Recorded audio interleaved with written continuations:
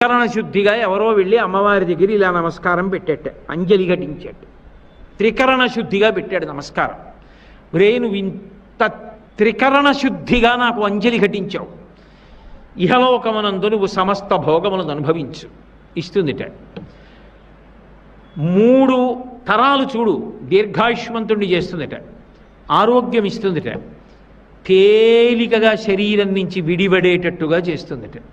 బాగా అర్థం అవ్వాలి అంటే, కొద్దిగా కలిపి చెప్పాలి అంటే, శ్రీమన్నారాయణుడితో కలిసి భూమి మీదకి వచ్చి శరీరం విడిచిపెట్టేసిన తరువాత ఆ జీవుణ్ణి చెయ్యి పట్టి విమానంలోకి ఎక్కించుకుని వైకుంఠానికి తీసుకెడుతుంటే జీవుడు చుట్టూ చూసి, స్వామి మీ దర్శనమైంది, సంతోషం, మా అమ్మేది అని అడిగితే, ఒరే నువ్వు ఒకరోజు త్రికరణ శుద్ధిగా అంజలి ఘటించావు, అంజలి ఘటిస్తే నీకు ఇహలోకమునందు ఐశ్వర్యం ఇచ్చాను, 3 తరాలు